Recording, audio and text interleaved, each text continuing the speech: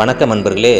நாம் தொடர்ந்து பட்டினத்தடிகளுடைய பாடல்களையும் அவர் வாழ்க்கைக்கு வகுத்து கொடுத்த எண்ணற்ற தத்துவங்களையும் எவ்வாறு முக்தி பெற வேண்டும் என்ற அறிவுரைகளையும் பார்த்து வருகிறோம்.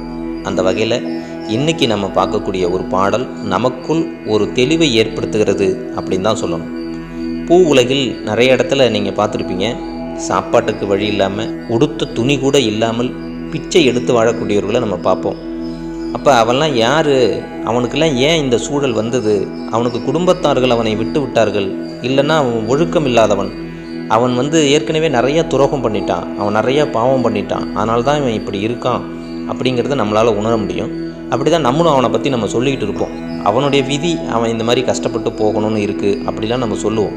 பிச்சைக்காரனை பார்த்தா மனநலம் கோளாறு பெற்றவர்களை நம்ம சொல்லலை, எல்லா தெளிவுமே இருந்து பிச்சை எடுக்கக்கூடியவன், உடம்பில் சுற்ற துணி கூட இல்லாதவன், தினம் சாப்பாட்டுக்கு வழி இல்லாதவன், இவர்களை பார்த்து நம்ம சொல்வது உண்டு. இவர்களை நம்ம அடையாளம் காணுவதும் உண்டு. இந்த பூ உலகில் நிறைய இடத்துல நம்ம பார்க்கலாம். இதான் அடையாளங்கள். இவெல்லாம் யார் அப்படிங்கிறப்ப பட்டினத்தார் ஒரு விளக்கத்தை சொல்கிறார். இவெல்லாம் யார் அப்படின்னு பட்டினத்தார் போன்ற மிகப்பெரிய மகான் ஒரு விளக்கத்தை சொல்கிறாரு. பட்டினத்தார் போன்ற மிகப்பெரிய ஞானம் பெற்றவர் ஒரு விளக்கத்தை சொல்கிறார். யாரோ தெருவில் போகிறவர் சொல்லலை, மிகப்பெரிய ஞானம் பெற்றவர், சிவனுடைய அருளை பெற்றவர். அவர் ஒரு விளக்கம் சொல்கிறார். இவங்கெல்லாம் யார் அப்படிங்கிறதுக்கு ஒரு விளக்கம் சொல்கிறார் இந்த பாடலில். பாடலை பார்ப்போம். ஆற்றோடு தும்பை அணிந்து ஆடும் அம்பலவாணர் தம்மை போற்றாதவருக்கு அடையாளம் உண்டே இந்த பூதலத்தில், சோற்று ஆவியற்று சுகமற்று சுற்ற துணியும் அற்று ஏற்றாலும் பிச்சை கிடையாமல் ஏக்கற்று இருப்பர்களே.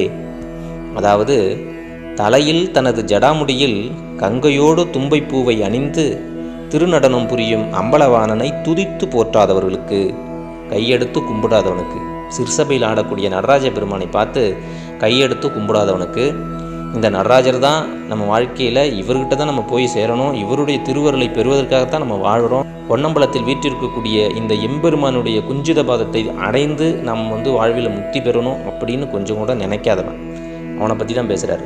போற்றாதவர்களுக்கு அப்படின்னா அவரை வணங்காதவர்களுக்கு, இவர்தான் எல்லாம் அப்படின்னு நினச்சி வணங்காதவர்களுக்கு இந்த பூ உலகில் சில அடையாளங்கள் உண்டு.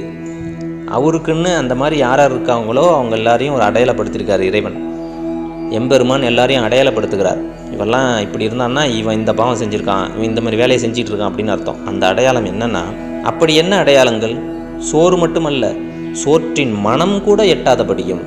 சாப்பாடு கிடைக்காதுங்கிறது உண்மை, ஆனால் சாப்பாடு கிடைக்கலனா கூட பரவாயில்ல, அந்த சாப்பாட்டுடைய மனம் கூட அவனுக்கு கிடைக்காது. எங்கேயோ ஒரு இடத்துல சமைக்கலாம், அங்கேருந்து வரக்கூடிய அந்த வாசனை இருக்குது, சாப்பாட்டினுடைய வாசனை, அது கூட அவனுக்கு கிடைக்காது. அதுதான் ஒரு அடையாளம். அப்படி எவன் ஒருத்தன் இருக்கானோ அவன் எம்பெருமானை தொழாதவன், எம்பெருமானை போற்றாதவன் அப்படின்னு அர்த்தம். அது ஒரு அடையாளம்.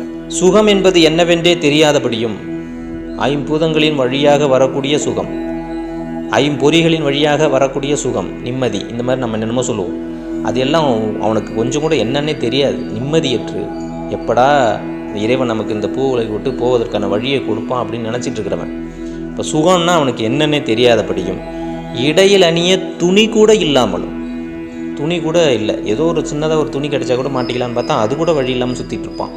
நம்ம பார்ப்போம், நிறையா கடை வீதிகளில் பார்ப்போம், அங்கங்கேயும் கிழிசல் ஆடைகளை போட்டுக்கிட்டு அப்படியே சுற்றிட்டு வந்துட்டு இருப்பாங்க. அவன்லாம் ஒரு அடையாளம். அவன்லாம் அப்படி இருப்பதற்கான காரணம் நம்ம சொல்கிற காரணம் கிடையாது, இறைவனை தொழாதது தான் காரணம். அவன் கையெடுத்து கும்பிட்டான்னா அவனுக்கு அந்த நிலைமை வந்திருக்காது. துணி கூட இல்லாமலும், பிச்சை எடுக்கலாம் என்று சென்றால் கூட பிச்சை கிடைக்காதபடியும். பிச்சை எடுக்கலாம், சரி சாப்பாடு தான் கிடைக்கல, பிச்சை எடுத்தால் சாப்பிடுவோன்னு சொல்லிட்டு ஒரு திருவோட்டை எடுத்துக்கிட்டு பிச்சை எடுத்தான்னா யாரும் பிச்சை கூட போட மாட்டாங்க.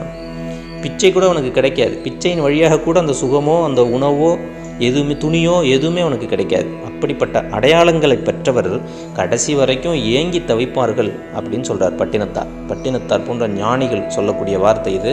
அப்போ நம்ம பார்க்கக்கூடிய இவர்கள், இது போன்ற அடையாளம் கூட பார்க்கக்கூடிய அனைவருமே பொன்னம்பலவாணனை தொழாதவர்கள் என்பதை ஆணித்தனமாக நம்ம சொல்ல முடியும். எனவே சிற்சபையில் ஆடிக்கொண்டிருக்கிற தில்லைக்கூத்தனை, நடராஜமூர்த்தியை ஓம் நமசிவாயா என்று கையெடுத்து கும்பிடும் பாக்கியத்தை அனைவரும் பெறுவீர். மீண்டும் பாடல். ஆற்றோடு தும்பை அணிந்து ஆடும் அம்பலவாணர் தம்மை போற்றாதவருக்கு அடையாளம் உண்டே இந்த பூதலத்தில், சோற்று ஆவியற்று சுகமற்று சுற்ற துணியுமற்று ஏற்றாலும் பிச்சை கிடையாமல் ஏக்கற்று இருப்பர்களே.